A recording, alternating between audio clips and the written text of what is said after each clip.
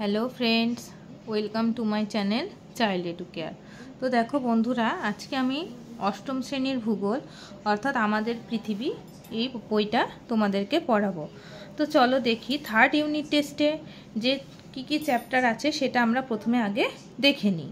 তো দেখো third unit টেস্টে আমাদের হবে জলবায়ু অঞ্চল, মানুষের কার্যাবলী ও পরিবেশের অবনমন এবং হবে কি ওশিয়ানিয়া। তো এই তিনটে চ্যাপ্টার তোমাদের থার্ড ইউনিট টেস্ট অর্থাৎ ফাইনাল এক্সামে হবে। তো চলো আজকে দেখি আমি জলবায়ু অঞ্চলটা শুরু করব। তো দেখো জলবায়ু অঞ্চল, তা প্রথমেই বলি জলবায়ু কি। আমরা জানি জলবায়ু কাকে বলে। তাহলে জলবায়ু হলো কোনো অঞ্চলের 30 থেকে 35 বছরের আবহাওয়ার যে গড় অবস্থাটা সেটাকে আমরা বলি কি জলবায়ু, তাই তো। আর জলবায়ু বলতে গেলে আমাদের সেখানে আসছে কি আবহাওয়া প্রসঙ্গ। তাহলে আবহাওয়া কাকে বলে? আবহাওয়া হলো কোনো নির্দিষ্ট স্থানের নির্দিষ্ট সময়ের বায়ুমণ্ডলের বিভিন্ন উপাদানের অবস্থাটা হচ্ছে আবহাওয়া। আর সেই আবহাওয়ারই যে 30-35 বছরের যে গড় আবহাওয়াটা কোনো অঞ্চলে থাকে, তাই সেই অবস্থার গড় অবস্থাটাকে বলছি কি জলবায়ু। তো সেই জলবায়ু অঞ্চল সম্পর্কে আমরা আজকে দেখব। তো দেখো কি বলছে, কোনো অঞ্চলের অক্ষাংশগত অবস্থানের ওপর তার জলবায়ু অনেকাংশে নির্ভর করে, তাই তো। ভূমির উচ্চতা, সমুদ্র থেকে দূরত্ব, বায়ু প্রবাহ, সমুদ্রস্রোত জলবায়ুকে বিশেষভাবে নিয়ন্ত্রণ করে। তাহলে জলবায়ু কিসের উপর নির্ভর করে? কোনো একটি অঞ্চল, সে আমরা কি জানি যে অঞ্চলের অবস্থান অক্ষাংশ দ্রাঘিমাংশের উপর নির্ভর করে সেই অক্ষাংশগুলো অবস্থিত, তাই তো। কোনো একটি অঞ্চলের ওপর দিয়ে বিভিন্ন অক্ষাংশ এবং দ্রাঘিমাংশ আমরা দেখতে পাই, তাই তো। সেই অক্ষাংশ এবং উপরে সেই অঞ্চলের জলবায়ুটা কি বলছে অনেকাংশে নির্ভর করে। দেখো সেরকমই কি বলছে, ভূমির উচ্চতা, সমুদ্র থেকে দূরত্ব, বায়ু প্রবাহ, সমুদ্র স্রোত জলবায়ুকে বিশেষভাবে নিয়ন্ত্রণ করে। তারপরে বলছে দেখো সমুদ্র সমতল থেকে যতটা উপরে উঠে যায় বায়ুর উষ্ণতা কি হয় ততই কমে। আমরা এটা কিন্তু সচরাচর জানি, তাই না, যে যতই আমরা অর্থাৎ ভূপৃষ্ঠ থেকে বা সমুদ্র সমতল থেকে আমরা যত উপরে উঠবো বায়ুর উষ্ণতা কি হয় ততই কমে যায়। তো পৃথিবীর অধিকাংশ পার্বত্য অঞ্চলে উচ্চতার সাথে সাথে জলবায়ু স্বাভাবিক উদ্ভিদ অঞ্চল বদলায়। দেখবে তোমরা, আমরা যখন কোনো পাহাড়ি অঞ্চলে বেড়াতে যাই তখন কি হয়, সমভূমি থেকে যত পাহাড়ের উপরে উঠতে থাকি ততই কি হয় আবহাওয়াটা কিন্তু বা জলবায়ুটা কিন্তু চেঞ্জ হয়, তাই না। আস্তে আস্তে ঠান্ডা অনুভূত হয়। তাই বলছে যে যতই উপরে ওঠা যায় বায়ুর উষ্ণতা কি হয় তত কমে যায়। এবার হিয়াদের স্কুলের সামার ক্যাম্প হয়েছিল হিমাচল প্রদেশের কুলুতে। ওদের বাসটা কি হয়েছিল, যতই উপরে উঠছিল দেখো ততই আশেপাশের ভূমিরূপ, স্বাভাবিক উদ্ভিদ কি হচ্ছিল সবই বদলে যাচ্ছিল। সমতলের শাল সেগুনের জঙ্গল ছেড়ে ক্রমশই পাহাড়ের পাইন, লার্চ, পপলারের বন। তাহলে কি বলছে, সমতলে আমরা কি দেখি শাল, সেগুন এই সমস্ত গাছের জঙ্গল দেখি, সেগুলো ছেড়ে পাহাড়ে যত উপরে উঠছিল সেখানে আবার ওরা কি দেখতে পাচ্ছিল, পাইন, লার্চ, পপলারের বন। অর্থাৎ কি হচ্ছে, উদ্ভিদও কিন্তু চেঞ্জ হচ্ছে। আরও ওপরে রোটাং পাশে শুধুই ছোট ছোট ঘাস আর বরফ। আর রোটাং পাশে কি আছে, শুধু ছোট ছোট ঘাস আছে আর বরফ আছে, কিন্তু কোনো বড় বড় গাছ নেই। তো দেখো এখানে একটা ছবি দিয়েছে, এটা বলছে সাভানা অঞ্চল। এখানটা কি চিরসবুজ পাহাড়ে উঠছে। তারপরে স্তরে গিয়ে রয়েছে পর্ণমোচী উদ্ভিদ, আরও উপরে গিয়ে রয়েছে সরলবর্গীয় উদ্ভিদ, আরও তার উপরে আছে তুন্দ্রা এবং সর্ব উচ্চতে রয়েছে বরফ অর্থাৎ তুহিন। এবার দেখো যে ভূমির উচ্চতার সঙ্গে সঙ্গে স্বাভাবিক উদ্ভিদ এবং সেই সঙ্গে জলবায়ুরও পরিবর্তন হয়। তাহলে কিসের সাথে হয়? ভূমির উচ্চতার সঙ্গে সঙ্গে, অর্থাৎ ভূমির উচ্চতা যত বাড়ছে উপরের দিকে যাচ্ছে তত স্বাভাবিক উদ্ভিদ এবং জলবায়ুর কিন্তু পরিবর্তন হচ্ছে।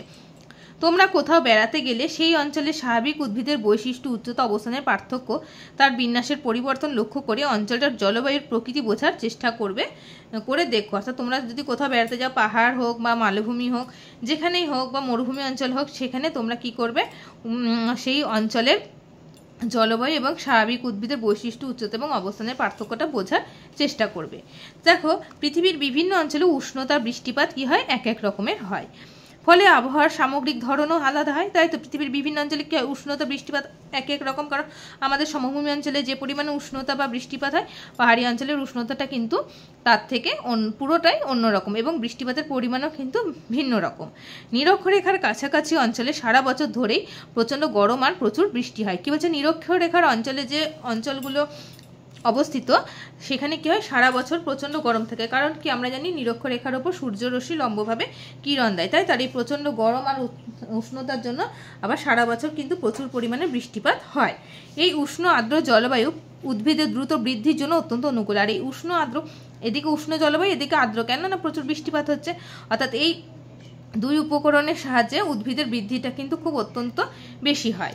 ফলে বিশাল অঞ্চল জুড়ে কি হয়, ঘন গভীর সমুদ্র, চিরসবুজ অরণ্য, অর্থাৎ তাকে বলছে কি নিরক্ষীয় বৃষ্টি অরণ্যের সৃষ্টি হয়েছে। অর্থাৎ নিরক্ষ অঞ্চলে নিরক্ষীয় অঞ্চলে উষ্ণ আর্দ্র জলবায়ুর প্রভাবে যে ঘন চিরসবুজ অরণ্যের সৃষ্টি হচ্ছে তাকে আমরা বলছি কি নিরক্ষীয় বৃষ্টি অরণ্য। আবার দেখো ক্রান্তীয় অঞ্চলে কোথাও বৃষ্টির অভাবে ছোট ছোট ঘাসের তৃণভূমি বা সাভানা আবার কোথাও রুক্ষ মরুভূমি দেখা যায়। আবার কি হয়, নিরক্ষীয় অঞ্চল ছেড়ে ক্রান্তীয় অঞ্চলের দিকে গেলে কি হয়, সেখানে আবার বৃষ্টির পরিমাণ কিছুটা আবার কি হয় কম হয়, সেখানে আবার কি হয় তখন ছোট ছোট ঘাসের জন্ম হয়, যেটাকে আমরা বলছি কি সাভানা। আবার কোথাও কোথাও মরুভূমিও সৃষ্টি হয়। আর উপক্রান্তীয় অঞ্চলে উষ্ণ শীতল সরলবর্গীয় গাছের অরণ্য দেখা যায়। উপক্রান্তীয় অঞ্চলে কি দেখা যায়, উষ্ণ শীতল সরলবর্গীয় গাছের অরণ্য।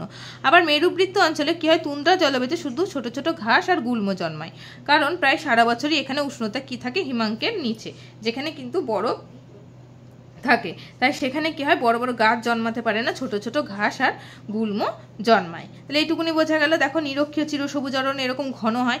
তারপর আসছে কি ক্রান্তীয় পর্ণমোচী, তারপরে দেখো ভূমধ্যসাগরীয় সাভানা, এবার আসছে কি মরু, একদম নিশ্চিন্ত উদ্ভিদহীন জায়গা, যেটাকে বলছে মরু অঞ্চল। দেখো কোনো একটি জলবায়ু অঞ্চলে অর্থাৎ ক্লাইমেট জোন বলছে যেটাকে, জলবায়ুর উপাদান মূলত কি কি, উষ্ণতা, বৃষ্টিপাতের বৈশিষ্ট্য ও প্রকৃতি সমধর্মী হয়। কি হচ্ছে, কোনো একটি জলবায়ু অঞ্চলে জলবায়ুর উপাদানগুলো মূলত কি হয়, উষ্ণতা, বৃষ্টিপাতের বৈশিষ্ট্য ও প্রকৃতির সমধর্মী, অর্থাৎ উষ্ণতা, বৃষ্টিপাতের বৈশিষ্ট্য প্রকৃতির সাথে একই হয়, অর্থাৎ সমান ধর্মের হয়। বিভিন্ন জলবায়ু অঞ্চলে মৃত্তিকা, স্বাভাবিক উদ্ভিদ, জীববৈচিত্র্য, এমনকি মানুষের জীবনযাত্রাতেও তাৎপর্যপূর্ণ পার্থক্য দেখা যায়। নিশ্চয় তাই তো হবে, মানুষের জীবনযাত্রাতেও তো তাৎপর্যপূর্ণ হবে, কারণ আমরা দেখো সমভূমি অঞ্চলের মানুষ, আমরা যেভাবে জীবনযাপন করি, তুমি পাহাড়ে বেড়াতে গেলে পাহাড়ি অঞ্চলের মানুষ কিন্তু এরকম ভাবে বা আমাদের মতন জীবনযাত্রা করবে না, তাদের জীবনযাত্রার ধরন কিন্তু সম্পূর্ণ আলাদা। যারা গিয়েছো তারা নিশ্চয়ই জানো। এবার দেখো বলছে, আমরা মানচিত্রে কোনো জলবায়ু অঞ্চলকে অন্য জলবায়ু অঞ্চল থেকে সূক্ষ্ম রেখার মাধ্যমে আলাদা করলেও দুটো জলবায়ু অঞ্চলের মধ্যে সাধারণত একটা পরিবর্তনশীল অঞ্চল বা ট্রানজিশনাল জোন থাকে, যেখানে একটা অঞ্চলের বৈশিষ্ট্য ধীরে ধীরে অপর অঞ্চলে মিশে যায়। তো কি বলছে, ট্রানজিশনাল জোনটা কাকে বলছে, দেখো বলছে কোনো জলবায়ু অঞ্চলকে অন্য জলবায়ু অঞ্চল থেকে সূক্ষ্ম রেখার মাধ্যমে আলাদা করলেও দুটো জলবায়ু অঞ্চলের মধ্যে কিন্তু সাধারণত একটা পরিবর্তনশীল অঞ্চল থাকে, সেই অঞ্চলটাকে বলছে কি ট্রানজিশনাল জোন। তো দেখো এখানে বলছে ধরো এটা নিরক্ষ রেখা, ঠিক আছে, তাহলে এটা আমাদের কি এর আশেপাশে যেটা রয়েছে সেটা হচ্ছে আমাদের কি নিরক্ষীয় বনভূমি অঞ্চল, তাই তো। এরপরে আসছে কি ক্রান্তীয়, তাহলে নিরক্ষ রেখার পরে আসছে কি আমাদের ক্রান্তীয়। তাহলে এবার ক্রান্তীয় অঞ্চল যেখানে শুরু হচ্ছে, তাহলে সেখানে আমাদের কি নিরক্ষীয় বনভূমি অঞ্চলটা শেষ হচ্ছে। তাহলে যেখানে ক্রান্তীয় অঞ্চল, ধরো আমি ক্রান্তীয় অঞ্চলটা আমার এখান থেকে শুরু হচ্ছে, তাহলে এখান থেকে শুরু হচ্ছে আর এখানে আমার নিরক্ষীয় অঞ্চলটা শেষ হয়েছে। তাহলে এই যে দুটো এখানে মিশছে, অর্থাৎ একটা আর একটার মধ্যে কি হচ্ছে, ধীরে ধীরে একটা অঞ্চলের সাথে আর একটা অঞ্চল মিশে যাচ্ছে, এই যে পরিবর্তনশীল অঞ্চল, এটাকে আমরা বলছি কি যে ট্রানজিশনাল জোন, অর্থাৎ এটাকে বলছি কি পরিবর্তনশীল অঞ্চল। তাহলে বুঝতে পারলে পরিবর্তনশীল অঞ্চল বা ট্রানজিশনাল জোন কি বলছে। এবার দেখো কি বলছে, মঞ্জিস অধীর আগ্রহে অপেক্ষা করছে আজ ওর ওয়াইল্ড লাইফ ফটোগ্রাফার মামার আসার কথা। তার এক মামা আছে যিনি কি ওয়াইল্ড লাইফ ফটোগ্রাফ, অর্থাৎ বন্য জীবনের তিনি ফটো তোলেন। পৃথিবীর নানান জায়গায় ঘুরে মামা বিভিন্ন অঞ্চলের গাছপালার প্রাণী জগৎ মানুষের ছবি তোলেন। তাদের কেউ থাকে সাহারার উষ্ণ মরুভূমিতে, কেউ আবার গভীর নিরক্ষীয় অঞ্চলে, আবার কেউ থাকে বরফে ঢাকা মেরু প্রদেশে। তো দূর অচেনা দেশের সেই সব মানুষের জীবনধারা আমাদের থেকে কত আলাদা, অবাক বিশ্বাসে ভাবে আর রোমাঞ্চিত হয়। অর্থাৎ মঞ্জি সেই কথাগুলো ভেবে কি হয়, রোমাঞ্চিত হয়, অর্থাৎ অবাক হয়।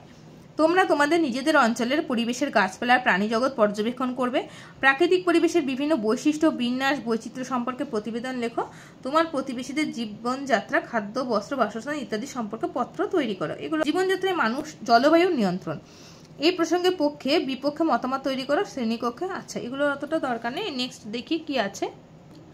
এবার দেখো বলছে উষ্ণ আর্দ্র জলবায়ু অঞ্চল, তার মধ্যে কি পড়ছে, নিরক্ষীয় জলবায়ু অঞ্চল। আমরা আগে বললাম যে কি নিরক্ষীয় অঞ্চলে প্রচণ্ড পরিমাণে উষ্ণতা থাকে, সারা বছর তাপমাত্রা খুব বেশি থাকে এবং প্রচুর পরিমাণে বৃষ্টি হয়, সেই জন্য এটাকে আমরা কি বলছি, উষ্ণ আর্দ্র জলবায়ু অঞ্চল।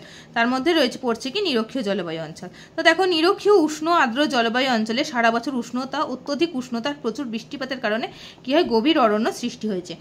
এই কারণে এই অঞ্চলকে নিরক্ষীয় বৃষ্টি অরণ্য অঞ্চল বা ইকুয়েটোরিয়াল রেন ফরেস্ট রিজিয়ন বলা হয়।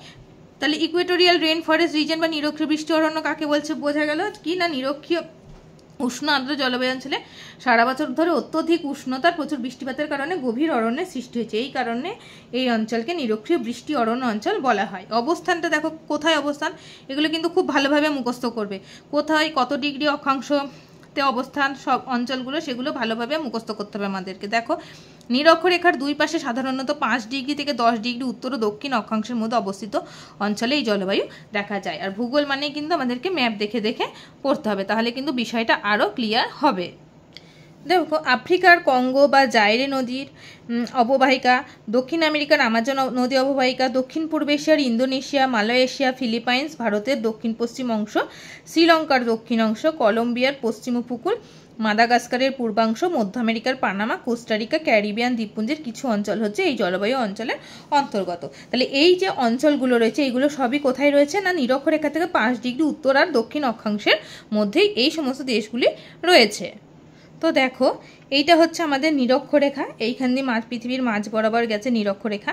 তাহলে নিরক্ষরেখার উভয় দিকে 5 ডিগ্রি থেকে 10 ডিগ্রি, অর্থাৎ এই উত্তর অংশ 5 ডিগ্রি, এটা 0 ডিগ্রি। এখান থেকে যদি আমি 5 ডিগ্রি এই অবধি ধরলাম, তো দেখো এইখানে 5 ডিগ্রি, উত্তর ভাগে আবার দক্ষিণ ভাগেও কিন্তু 5 ডিগ্রি, এটা আমি আন্দাজে এমনি মাপটা ধরছি। তো এই 5 ডিগ্রি থেকে 10 ডিগ্রির মধ্যে উত্তর ও দক্ষিণ অক্ষাংশের মধ্যে অবস্থিত যে জলবায়ু অঞ্চলগুলো দেখা যায় সেগুলো কোন কোন দেশে, দেখো আফ্রিকার কঙ্গো জাইরে নদীর অববাহিকা, তাহলে এটা হচ্ছে আমাদের আফ্রিকা মহাদেশ, তাই তো। তাহলে দেখো এখান দিয়ে একটা কঙ্গো নদী কিন্তু আমাদের বয়ে গেছে, তাহলে এই কঙ্গো নদী যেখানে বয়ে গেছে সেই কঙ্গো নদীর অববাহিকা জুড়ে রয়েছে আমাদের নিরক্ষীয় বনভূমি অঞ্চল। তারপরে রয়েছে দক্ষিণ আমেরিকার আমাজন নদী, যে এটা হচ্ছে আমাদের দক্ষিণ আমেরিকা, এখানে আমাদের আমাজন নদী বয়ে গেছে, তাহলে এই অববাহিকাটা হচ্ছে দেখো সবুজ করে দেওয়া রয়েছে, এটা হচ্ছে দক্ষিণ আমেরিকার হচ্ছে আমাজন নদী অববাহিকা, এটা হচ্ছে নিরক্ষীয় বনভূমি অঞ্চল। এছাড়াও রয়েছে ভারতের দক্ষিণ পশ্চিম অঞ্চল, তারপরে ইন্দোনেশিয়া অঞ্চল এখানে রয়েছে, মাদাগাস্কার পূর্ব অংশ রয়েছে, তারপরে দেখো মধ্য আমেরিকার পানামা, কোস্টারিকা এই জায়গাগুলো রয়েছে, ক্যারিবিয়ান দ্বীপপুঞ্জ অঞ্চল রয়েছে, বিভিন্ন অঞ্চল, অর্থাৎ এই অঞ্চলটুকুনির মধ্যে রয়েছে আমাদের কি নিরক্ষীয় বনভূমি অঞ্চল। তাহলে আমি ম্যাপ দেখে পড়িয়ে দিলাম, তোমরা বাড়িতে ম্যাপ দেখে পড়বে। এবার দেখো বলছে জলবায়ুর বৈশিষ্ট্য, এই যে জলবায়ু অঞ্চলটা, এই জলবায়ুর অঞ্চলের বৈশিষ্ট্যটা কি, উষ্ণতা কীরকম হয়, এই অঞ্চলে সারা বছর সূর্যরশ্মি কীভাবে পড়ে, লম্বভাবে পড়ে, এটা আমরা সবাই জানি। ফলে কী হয়, উষ্ণতা সবসময় কী হয়, বেশি হয়, অর্থাৎ বার্ষিক গড় উষ্ণতা 27 ডিগ্রি সেন্টিগ্রেড। যেখানে সূর্যটা সরাসরি পড়বে সেখানে নিশ্চয়ই উষ্ণতা বেশি হবে, আর বার্ষিক উষ্ণতা থাকে 25 ডিগ্রি সেন্টিগ্রেড থেকে 30 ডিগ্রি সেন্টিগ্রেড। বার্ষিক উষ্ণতার প্রসার হয় মাত্র কত, 2 ডিগ্রি থেকে 3 ডিগ্রি সেন্টিগ্রেড। সেই সঙ্গে কী হয়, বাতাসে আর্দ্রতাও বেশি থাকে, যেহেতু বৃষ্টিপাতের পরিমাণটা বেশি সেহেতু বাতাসে আর্দ্রতাও বেশি থাকবে। তবে রাতে উষ্ণতা আবার বেশ কমে যায়, দিনের বেলায় যেরকম উষ্ণতা প্রচণ্ড হারে থাকে রাত্রেবেলা তেমনি আবার ঠিক কমে যায়, কমে গিয়ে কী হয় 25 ডিগ্রি সেন্টিগ্রেড। তাই নিরক্ষীয় অঞ্চলে রাত্রি ক্রান্তীয় শীতকাল নামে পরিচিত। তাহলে এটা শর্ট কোশ্চেন হতে পারে যে কোন অঞ্চলের জলবায়ু ক্রান্তীয় শীতকাল নামে পরিচিত, তাহলে নিরক্ষীয় অঞ্চলের রাত্রিটাকে বলা হয় ক্রান্তীয় শীতকাল বলা হয়। সারা বছর ধরে দেখো দিন ও রাতের পরিমাণ প্রায় সমান থাকে, অর্থাৎ এখানে কিন্তু 12 ঘন্টা দিন আর 12 ঘন্টা রাত্রি থাকে। যেমন আমাদের এখানে যেমন কি হয় যে শীতকালে দিনের দৈর্ঘ্য কমে যায়, রাতের দৈর্ঘ্য বেড়ে যায়, তাই তো। আবার গ্রীষ্মকালে ঠিক এর উল্টোটা হয়, কিন্তু নিরক্ষীয় অঞ্চলে সারা বছর এটা সমান থাকে, অর্থাৎ 12 ঘন্টা দিন 12 ঘন্টা রাত। এত কম বার্ষিক উষ্ণতার প্রসার পৃথিবীর আর কোনো জলবায়ু অঞ্চলে দেখা যায় না। তাহলে এটাও গেল জলবায়ুর বৈশিষ্ট্যের মধ্যে একটা উষ্ণতার বৈশিষ্ট্য গেল, ঠিক আছে। এবার দেখো বৃষ্টিপাতের বৈশিষ্ট্য আছে। বৃষ্টিপাত সারা বছর বেশি উষ্ণতার কারণে এই অঞ্চলে গভীর নিম্নচাপের সৃষ্টি হয়, অর্থাৎ সারা বছর যেহেতু প্রচণ্ড হারে বৃষ্টিপাত হয় সেহেতু কী হয়, সেই জায়গায় নিম্নচাপ তৈরি হয়। এই অঞ্চলে স্থলভাগের থেকে জলভাগের পরিমাণ বেশি হয়, প্রচুর জলীয় বাষ্প কী হয় বাতাসে মেশে, অর্থাৎ সূর্যরশ্মির তাপে সেই জল বাষ্প হয়ে গিয়ে সেই জলীয় বাষ্পগুলো কী হয় বাতাসে মেশে, এবং সেটা হয় কি প্রচুর পরিমাণে। এই উষ্ণ আর্দ্র বাতাস ঊর্ধ্বাকাশে উঠে শীতল ও ঘনীভূত হয়ে পরিচালন প্রক্রিয়ায় প্রচুর বৃষ্টিপাত ঘটায়। বার্ষিক কত 200 সেন্টিমিটার থেকে 250 সেন্টিমিটার। তাহলে নিরক্ষীয় অঞ্চলে কোন প্রক্রিয়ায় বৃষ্টিপাত হয়, পরিচালন প্রক্রিয়ায়। আর বার্ষিক বৃষ্টিপাতের পরিমাণ কত 200 থেকে 250 সেন্টিমিটার।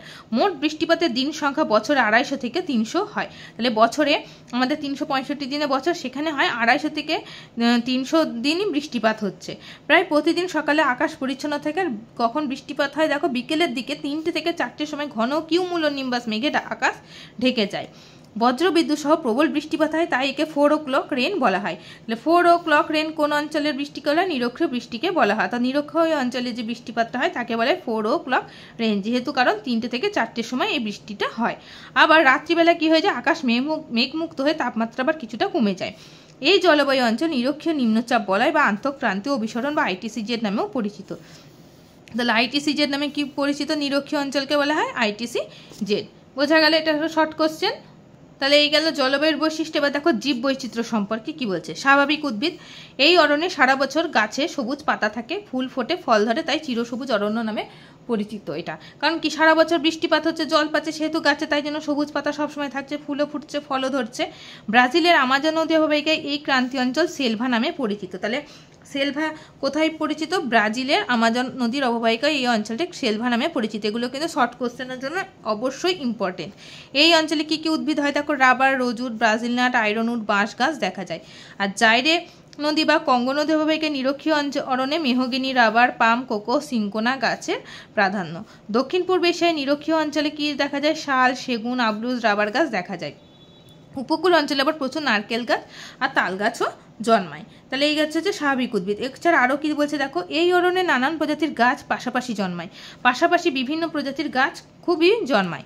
ব্রাজিলের বৃষ্টি অরণ্যে 2 বর্গ কিমি অঞ্চল জুড়ে গড়ে প্রায় 300 প্রজাতির গাছ দেখা যায়। তাহলে 2 বর্গমিটার অঞ্চলে কত প্রজাতির গাছ দেখা যায়? প্রায় 300। পৃথিবীর আর কোনো অরণ্যে কিন্তু এত প্রজাতির গাছ দেখা যায় না। গাছগুলোর কাঠ হয় শক্ত, ভারী, গুড়ি খুব লম্বা, মোটা, আর পাতাগুলো বেশ চওড়া।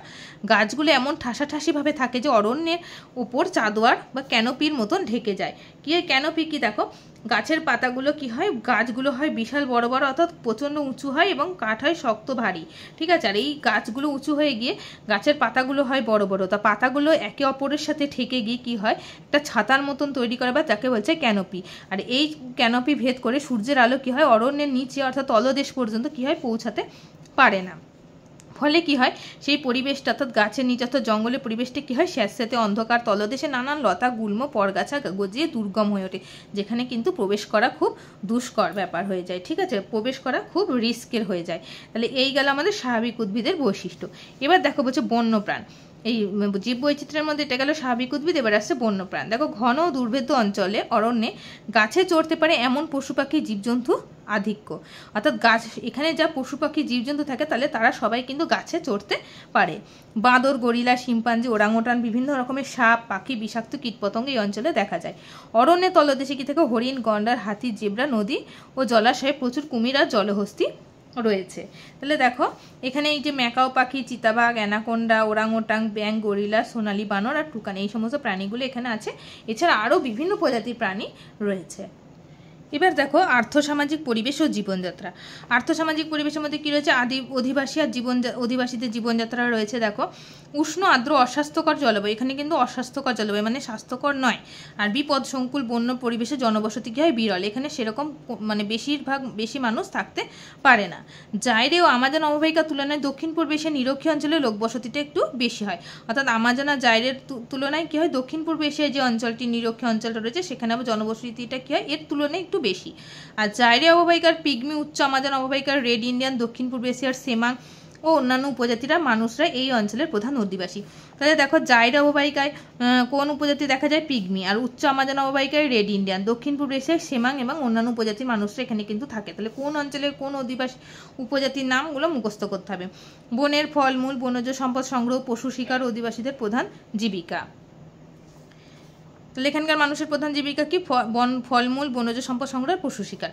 বর্তমানে অরণ্যের কাছাকাছি অঞ্চলে আদিম প্রথায় স্থানান্তর কৃষির মাধ্যমে ভুট্টা, মিষ্টি আলু, ওল, কলার চাষ হচ্ছে। কোথাও কোথাও স্থায়ীভাবে কৃষিকাজ করার প্রক্রিয়া শুরু হয়েছে। যুগ পাল্টাচ্ছে, যত দিন যাচ্ছে তত মানুষ আপডেট হচ্ছে, ওরাও ঠিক সেইভাবে উন্নত প্রথার মাধ্যমে কি করছে, আস্তে আস্তে সেখানে কৃষিকাজ শুরু করেছে। অষ্টাদশ ঊনবিংশ শতাব্দীতে উপনিবেশ স্থাপন করে ইউরোপীয় বণিকরা এই অঞ্চলের বিভিন্ন জায়গায় কি করেছিল, বাগিচা কৃষি শুরু করেছিল।